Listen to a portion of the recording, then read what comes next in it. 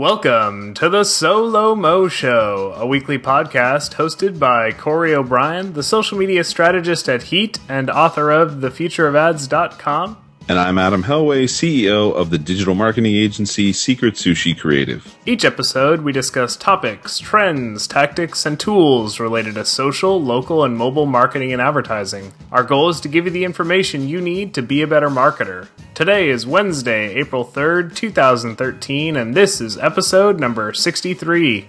In this episode, we're going to discuss clout updates, new Tumblr statistics, new tools from Pocket that publishers can use to maximize their content, how to perfect your PR pitch with a great story, and much more. Always plenty of stuff there, right, Corey? Yeah, we sneak plenty of stuff in the much more and hopefully get to it. Maybe so, maybe not. Sometimes we run a little short on time, but I think we always have quite a lot to cover, this week being no exception. We've been doing a good job of keeping the much more within reason so that we end the show at a fairly decent time. I don't know if folks have been noticing that. If you kind of look at the length of the shows, when you look on iTunes, for instance, and compare the old shows to the newer shows, it's kind of like it's decreasing. It would almost make a person worry that eventually it's counting down to a 1-minute show episode one of these days. Eventually it'll just be like, welcome to the SoLoMo Show, lightning round, and then we'll just end it. It'll be the 3-minute show.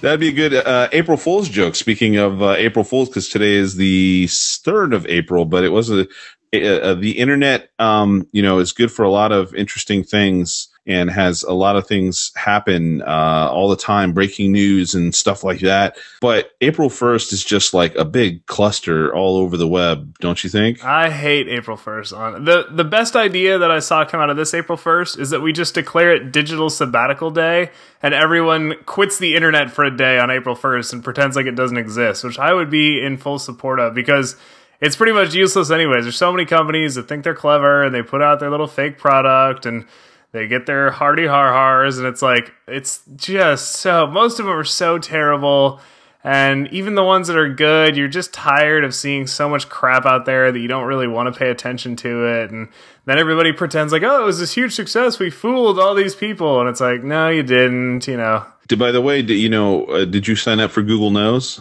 I avoided the Google stuff, I avoided the fake product. The thing that drives me crazy is actually the people that jumped the gun and put it out on March 31st or March 30th, however many days. Yeah, there was a couple things that came out and I was like, what? And then and then you realize suddenly, right? Yeah, that's a total, I don't care if you're, an Australian company and you guys get April 1st 12 hours earlier. Don't jump the gun. Work on American time. It drives me crazy when, literally 10 a.m. the day before, some company put out their April Fool's Day joke. I'm like, it doesn't count. You can't be like, hey, everybody, Merry Christmas on December 23rd and be like, we did it first. But you know what? That's totally what's happening with Black Friday nowadays, right? Black Friday used to be the day after, and then suddenly they're like, oh, well, we'll do Black Friday, but we'll also do, Digital Monday. Cyber Monday. We'll also do Cyber Monday. And then we'll also go actually and start Black Friday pre-stuff at 6 o'clock the evening before. It's starting to creep. People are trying to jump the gun, or for us we call it jump the gun, but they're trying to kind of early bird catches the worm, but that's cheating a little bit, I think. Yeah, so my recommendation to companies out there would be ignore April Fool's Day. The only thing that I see do it well, and even their whole shtick I'm kind of tired of, but ThinkGeek always comes out with fake products. But what's really weird about them is you can tell that they're just sort of publicly product testing things, and so a lot of their fake products become real products within a couple of weeks. And especially this year, it was a Star Wars themed, there's a couple different names for the game, but the one I'm familiar with is Cornhole. It's basically it's sort of like a version of horseshoes. And so they had this little Star Wars theme to it, and the beanbags that you toss were little TIE fighters, and I was like, all right, well, that feels like you've already made this thing, and you're just sort of waiting for people to be like, oh, that's cool, and then you can be like, oh, due to consumer demand, we're going to make this a real product. And I'm like, So yeah, I didn't know if I wanted to do anything. Usually, I mean, I've been getting more and more sick of it every year because, again, you just sometimes are forgetting. You're busy with your day, and you're like, oh yeah, today's April 1st, and you have to keep looking at everything with those goggles on. But I ended up, the name of the company is Secret Sushi, and so I think I ended up posting on our Facebook page that due to the sharp decrease in use of social media and digital for making purchasing decisions, and the dramatic increase in affinity for Japanese food in the local area, we are going to be shuttering Secret Sushi as an agency and actually using the name to open up a clandestine sushi restaurant in the area. Thank you for your support. and I had a few folks that know me well, a few folks react like initially with, oh my God, because I actually reposted it as well on my personal one and said, such a sad day or whatever, disappointing news. And so everybody who initially read it was just like, oh my God. And then they read it says, oh my gosh, you just roller coaster of emotions. And I was like, well, I never thought people would care so much. So that was pretty nice. There you go. But it was cool. At least I could have had some photos of me in like, a sushi chef outfit in front of the sushi bar making some food or whatever like that to hit it home, but it entirely was not in the budget. Too bad. Well, I look forward to attending the opening ceremony for the clandestine sushi restaurant. That'll be fun. Maybe next April 1st. That's when you should schedule it. Exactly. But we got some numbers to go over here not some numbers actually, or are we? There's a couple things you wanted to kind of quickly talk about, right? Yeah, so we're going to start with a quick bit of follow-up on last week's topic. Last week we covered clout, and of course a couple days after we covered it, they made an interesting addition. So just wanted to do a quick follow-up to say that clout now includes Instagram when they're calculating your score, which is, nice. It's nice to see them pull in Instagram. Certainly there's a lot of people who have huge followings on Instagram. When they post something, it gets tons of likes, tons of comments. Just speaking from personal experience, my score actually jumped 5 points as a result of them integrating Instagram because you are a heavier user than I am, and I jumped 2 points. So, and at first I didn't realize it was because of Instagram, but yeah, that would be appropriate considering how active you are on Instagram. Yeah, I use it, not necessarily every day, but at least 3, 4, 5 times a week. I've built up a little bit of a following, so people generally like photos and comment on it, so it was interesting to see that jump as a result. Typically what happens, though, is you get the jump, and then it sort of teeters back down. That's to where what's happening. Yeah, it levels off, which, I don't know exactly how that algorithm works there, but if you're a heavy Instagram user, definitely check that out. We'll include a link in the show notes to the announcement. For a lot of people, you might already have Instagram connected. I actually had it connected previously. It just wasn't incorporated into your score.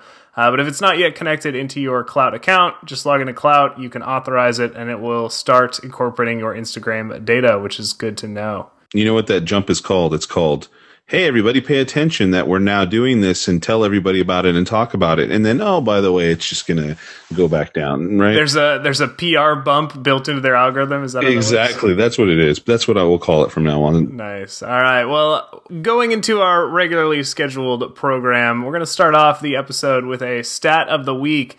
And this week we are talking Tumblr. So Tumblr had some interesting news, and it wasn't even something that they broke. It was kind of a couple of writers who paid attention to the publicly available Tumblr statistics noticed that Tumblr had crossed the 100 million blog mark. Let me repeat that and let that sink in. 100 million Tumblr blogs, not posts, entire blogs. And not with users their own, even, right? Yeah, not even just users. Like, it's just the individual blogs. Yeah, 100 million blogs, 100 million whatevers.tumblr.com out there. And, I'm responsible for at least a handful of them, so it's certainly not a one-to-one. There's plenty of power users that have a lot of Tumblr blogs. I was reading this thing that said teenagers and younger people now actually collect Tumblr names as kind of like a point of pride. They're like little Pokemon. They collect as many interesting names as possible because it doesn't take anything to register. You say, oh, I want this name, and now you like have it. And so they this article, I'm sure this was an exaggeration, but it said this article, they were talking to teens that had 300, 400, 500 Tumblr blogs registered under their single account, which is crazy to me. But, what? So that helps boost that number a little bit. But still, 100 million blogs, some of those have to be legit. And among among those 100 million blogs, there's actually distributed 44.6 billion with a B, 44.6 billion blog posts.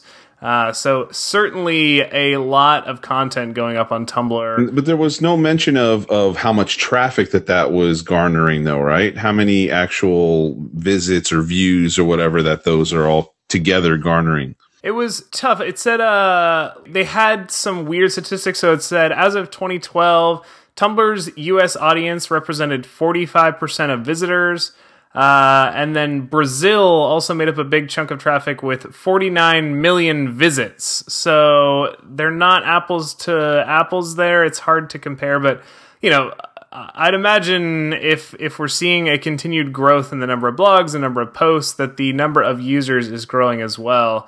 And I actually like that it's not, you know, oh, we're hockey stick growth and it's going huge. Tumblr has been around for quite a long time. It's very confident in its growth. They grow steady. They don't, you know, throw every feature they can possibly think of into the platform. They keep it very focused. And I like that because I think this is sustainable growth. It's nice growth, and it means that, you know, it's a platform that you can put a lot of work into and know that, you know, 6 months down the road, it's still going to be around, and it's still hopefully going to be, you know, growing even larger than it is today. I don't know if we've ever done an episode where our main focus was about Tumblr, but I've got to say, since we've talked about it a number of times on the show, I've been, you know, I'm a believer now in after doing some additional research and stuff, and in regards to our audience, which is, of course, you know, marketers and advertisers and so on. So I think it would warrant revisiting pretty soon and talking a little bit more about how to take advantage of Tumblr from that perspective. There you go. Definitely something we will revisit. I'm a big fan. Like I said, I've got a couple of blogs. I've done some fun and interesting things with it. I like the focus, so we will certainly revisit that. But if at the very least, we will plant that seed that you should be checking out Tumblr because it is still growing. Don't let the other shinier, fancier social networks take your focus. Tumblr is still a viable option for doing some really good marketing and reaching to consumers. All right, so let's jump into our main topic for today, which is something a little interesting. And it's sort of, I liked this story because, you know, a lot of what we've been covering lately is content creation. And this is a tool that's really going to help people that are creating content. And what we're talking about here is a new service called Pocket for Publishers. So Pocket actually started as Read It Later. That was the initial name for the company. And it was literally a reading later service. So if you were browsing the internet, you could click this button and say, oh, I want to read that later. It would aggregate all those together, and then you could log into your account and catch up on all of the news. It was sort of a, you know, a to-do list for online content consumption. And when they changed over to Pocket, they actually expanded. So you can now add videos and PowerPoint slides and all sorts of things to your Pocket collection, and then go back through and kind of, again, catch up on all those. A little bit like a Read It Later plus Evernote kind of ish capture online, right? Yeah, exactly. It's an interesting service. I use it occasionally, but I use Instapaper, which is a competitor to Pocket. And the other one is Readability, right? Readability. There's a couple new ones that are coming out. It's a mildly contested space. There's a couple of good options. I think both Pocket and Instapaper have their pluses and minuses. So if you heard the description of this app and you're like, oh, I want to check that out, I would say check out both and just see what fits your personal style. But what Pocket announced recently, which is really interesting for marketing, is essentially a series of tools for publishers specifically. So before, as a user, you'd add it to Pocket, and Pocket had all this data about what was getting saved and what was getting read. And they're now starting to open that up a little bit and say, hey, if you're a publisher and a lot of your content is getting saved into our service, we're going to help you understand that. And we're going to help you understand what your most popular pieces are and how far into those pieces people are actually reading. And, are people clicking the share button after the fact? So I thought this was a really great addition, and something, as soon as I saw it, I was like, oh, I definitely want to check that out. I did sign up for Pocket for Publishers for one of my websites, and unfortunately, it churns for a little bit. It's like, oh, we're gathering data, and then it said, not enough people have saved your content into Pocket for us to run analytics on it. And I was like, well, that's kind of disappointing, but I understand that. But I think there is thusly a kind of minimum threshold where you've got to be big enough of a site that a number of people are going to be saving your content to read later. But if that's the case for you, this could be a really valuable tool, and it's pretty easy to set up. So I think it's definitely worth checking out. It's almost akin to the new Pinterest analytics in the sense that you install it and everything, and then suddenly it's going, look, here's all the content that people captured from your website, right? Yeah, exactly. It's a similar process to set it up, and it's similar insights. It's basically saying, look, this is, of all the things on your website, of all the written pieces, these are the things that we know people are saving because they see it and they're like, oh, I like that. In Pinterest case, it's saving it to a Pinterest board. In Pocket's case, it's somebody that says, oh, I want to read that. I just don't have time now, so I'm going to save it. Or I want to watch that video. I just don't have time now, so I'm going to save it for later. Which might likely not actually be visible to folks who are using standard analytics, right? Because they're capturing that content and it actually does, to my knowledge, capture it. It sucks it down. It puts it someplace, which is not necessarily the same as somebody coming and visiting your site and looking at it multiple times. You'd likely get that initial visit recorded, but not really a true experience. So this kind of gives you the experience beyond the walls of your website, so to speak, but with that content that you have, right? Yeah, that's exactly right. In order to use all these tools, you do have to go to the page at least once. There's no way of, skipping that whole process. So you at least get one view out of it, and that you can track. But once somebody clicks that Add to Pocket button, you really had no way of knowing that somebody had done that. So, Pocket said, okay, well, we understand that. We've been capturing this data. We're now going to kind of open that up a little bit and let you understand that. But in addition to that, they announced a number of tools to really enable publishers to get the most out of Pocket. So a couple of those just running down the list. One is you can now create a custom footer message inside of the Pocket app. So when somebody saves something that you've written or something that you've created, you can actually tell Pocket to display a custom message inside of the application, which is really, I think that was kind of a neat idea and something that's a little surprising because that's, you typically associate that with a paid marketing campaign. In this case, they're saying, hey, if a user is saving content from your site, we're going to let you serve a message to that user. And whether it's, hey, thanks for checking it out, you can subscribe or something like that. I thought it is very similar to, for instance, some features that FeedBurner has provided, right? I mean, FeedBurner, if you want, you can actually dive in there and you can customize a little bit about what does your feed look like and kind of advertising against it. I don't remember exactly if they'll allow you to just plain and simple put a customized message in there. But I think it's an interesting thing to do, and it's more accessible than FeedBurner really is beyond, I think most people who use FeedBurner beyond the power users weren't aware of a lot of the other features that it has. This is much more accessible and easy for the average person to set up. Yeah, very true, very true. One of the other things they announced, which is, again, interesting because we talked about a similar functionality last week, they have a Save to Pocket button that you can install on your site, and they've actually worked really closely with WordPress. So if you are hosting a blog on WordPress.com, it's pretty much just a single click, and it'll add it to your theme.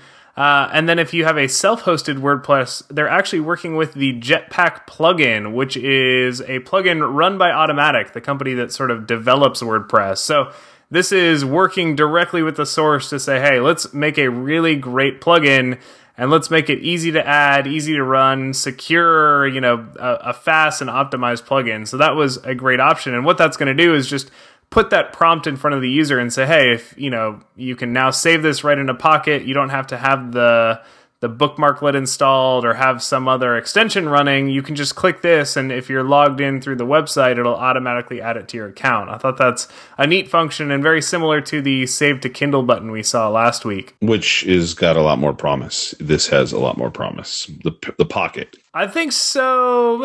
Yes or no. I think people that use Pocket are probably already, they've got the bookmarklet installed, they've got the extension installed, they're getting content in there somehow. So I don't know that this is gonna really unlock the application for many people, because if you're a Pocket user, it's nice to see that button and be like, oh, well, I can skip a step and just click right there. But you're also going to be browsing to sites that don't have this button installed, and you're still going to want to save things. So I think you're going to get more accustomed to just using your own button and using that process. And I agree. I think my comment was more along the lines of, we talked about the Kindle or Save to Kindle button last week, is that, I don't necessarily know how many folks are going to do that per se. I might be completely wrong, but I don't know how successful that'll be from Amazon versus this, which I mean, they talked about there being something like 8 million users and what's it called? When it was called Read It Later, there were a lot of users that were using it. I think Read It Later and Instapaper both were early starters when it came to this space,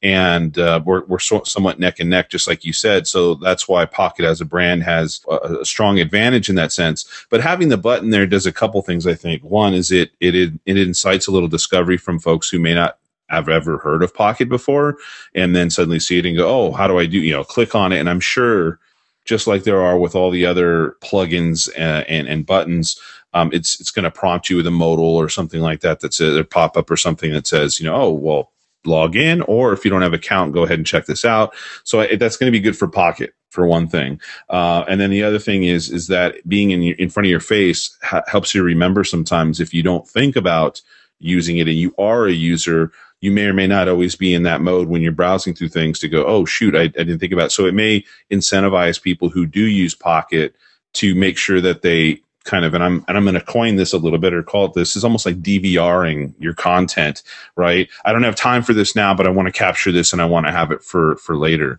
So it's all positives. How much of an impact that they have, just like you said, is completely, up in the air. Yeah, the last couple of features they have, these ones are a little more specific, but still interesting to note. One is that you can now integrate site subscriptions for paywall content. So if you're a paid site, previously, there was a little bit of trouble with getting that content into Pocket. So a lot of users maybe got frustrated. They couldn't quite figure it out. So they've now provided some code where you can let users log in to your application through Pocket. So if they save something, it automatically checks that login information. It sort of, verifies that they're a paid member and then downloads that paid content, which is really nice for services that do have a paid option and do make money that way. And, maybe previously were kind of frustrating some customers, but now they can streamline that a little bit. And then the last one is they also released some code where you can integrate Pocket into an application. So let's say you're developing a Twitter client and you want to be able to send a link from a tweet automatically into Pocket. They've got some code for that. That's a very small use case, but it does signal that hopefully we'll see more Pocket integration into mobile apps in the future. So I think Pocket overall, a lot of strong announcements. I think, this is something that it's like a year's worth of innovation rolled into one big blog update. And so good stuff coming out of there. They seem to still be innovating the product. They're still, looking for ways to attract new users and make it a valuable tool for both sides of the equation, both for content consumers and content publishers. So definitely worth checking out. At the very least, I would say, try out the analytics, see if people are saving your content into Pocket and see what type of data they can give back, because it's free, so you might as well check that out. Yeah, I'm actually, I'd be pretty straightforward when it comes to my opinion about whether or not I think something will fly. And I think because of the traction that they had with all their users before they became Pocket and still currently, because I actually didn't know what the numbers were. And so, again, saying 8.5 million, I think looking at the popularity of these sort of kind of fringe tools like this that have become more and more popular, like even Buffer app, which is another one of those very small tools that is really just about kind of capturing content and being able to tweet it later. Out of all the Twitter tools that are out there, Buffer app has done quite well, actually, and has a little bit of a following and people paying for it and taking off. And I think, like you said, these guys packed a lot of really good stuff into one announcement. And initially, when I saw this on the show notes, to be honest, I was a little wary. But when I checked out the actual post, I said, wow, this is pretty awesome. I could see this taking off and even think about adding it to content as a way to incentivize people to say, like, if I don't have time, let me capture it for later. One last thing is that they also list a number of their special and early adopter publishing platforms, which I think is a testament to the strength of what they're doing here. Washington Post, The Verge, Time.com, Wired.com, USA Today, Mother Jones, BuzzFeed. I mean, they have some of the biggest publications online. They're already using it. And so I really think that that can also help them dramatically increase the number of folks who are using Pocket because they're discovering it on these major online publications, and therefore it'll actually pay off for some of the smaller publishers and smaller content creators as well. There you go. And again, we will include a link to this announcement in the show notes. Those are going to be available at SoLoMoShow.com. So definitely encourage you to check that out. All right, Adam, it's time for my favorite segment of the episode, the lightning round. Is it really truly your favorite segment? It really truly is. I am a big fan of the lightning round because it's action packed. It forces you to cut to the chase. We cover a lot of stuff. I think it's a fun one. I always get a little stressed because, like, I know that I'm like trying to formulate my idea, and then you start on the screen on the Google Hangout holding up the time, and then I feel all pressured, and I'm like, dude, wait, hold on, and I think more about making sure that I can complete a sentence before the time is up than I do about actually saying something coherently. That's the fun of it, though. You gotta really, figure out exactly what you want to say, and you got 60 seconds to say it. So I will put 60 seconds on the clock. Speaking of the timer, I got 60 seconds on our timer for our first story. Ready and go. So this one comes from Fast Company, which put out a blog post called "How to Pitch Your Tech Project to Us and Everyone Else," which a lot of times, blogs put these things out and it's usually boring. It's like, here's our email address and here's the 3 things we want to say. But this was really like a how-to for modern day PR, and I thought it was great. The things that they were talking about is, number one, don't just pitch your product in this huge long email. You've got to build a story. I think publications now, especially online publications, they want to help tell that story, and they don't just want to spit back, oh, these are facts and figures about this company. They want to say, here's cool things the founders are doing. Here's some behind the scenes. They even mentioned that. They said, it's important to give some great information, give behind the scenes photos, give code snippets, give, what did the product look like before it launched? What iterations have happened? So a lot of great stuff here, and I think, some essentially invaluable PR tools for people that are going to be doing that type of outreach. All right, Adam, with 60 seconds on the clock, what was your take on Fast Company's PR tips? Ready and go. I agree with you. I mean, I think that this stuff is pretty invaluable here. So much so, I actually think this is a great example of great content for in general for people to think about how they would structure, or the type of the high value content that you would create as a brand or publisher or business or company or whatever to provide to your to the community, to the readers. Of course, this helps them in a number of ways. It's helping them get more, for those who do end up reading it, it's helping them get higher quality pitches back to them. But I think you would probably want to take a look at this and the structure of it and think about, how could you publish something of value? Why are you showing me the time so early, Corey? You're stressing me out. And at any rate, I think it's something that everybody should check out and keep in mind not only what they say, but how they deliver it, and think about how you might be able to produce similar content to help your community understand how to do things better, faster, stronger, and smarter. Look at that. Look at that. Exactly. Look at that. I was trying to give you more time. I was trying to help you out by giving you, so you don't see it and be like 10 seconds. You can see it and be like, all right, I got some time. I can watch the clock. We gotta get a timer app for Google Hangouts so you can hit it, and I could just see, instead of your face, I'll just see the countdown right in front of me, and it starts to turn yellow and then red as it gets to the last 10 seconds, and then there you go. I like that. Can somebody develop that for us out there? Formalize the lightning round Google Hangout application. That would be awesome. That'd be awesome. All right, so we got one more in the lightning round. Do you want to start this one off, Adam, or you want me to take it? I'll take it. I'll go ahead and take it. All right, we got 60 seconds on the clock. Lead us in. Ready and go. So it seems that Twitter's been spending a little bit of time revamping their Twitter for Business Hub. They've had one in the past, and it's been okay. It's been pretty good. It's been providing a lot of great information, but they've redone it to provide much more in-depth information. They've got sort of a 101 beginner section, and they also have more advanced tips, some case studies and stuff. But the thing that I think is really excellent that every single person should check out is they have probably the best produced and best complete video that talks about the benefit of Twitter for business. It talks about almost every opportunity that you could have, both creatively, things that think people have done, and features and tools that they have available, and so on. So I really think that every single person out there, especially those who have doubted that Twitter could provide them any value for marketing and business, and watch the video. And I think you'll be surprised at the versatility that Twitter is providing for businesses. You hear that gap? That was the extra 2 seconds that I had there still. Bonus seconds indeed. All right, 60 seconds on the clock, ready, and go. So I thought this was good as well. The video, I was like, have we seen this video before? And then I watched it and I was like, wow, this is, a really solid case for Twitter. It was basically kind of a formalizing and a rebranding of a lot of their existing business tools. So they've got a one-on-one section if you're just getting started. They'll kind of walk you through how to make the most of it.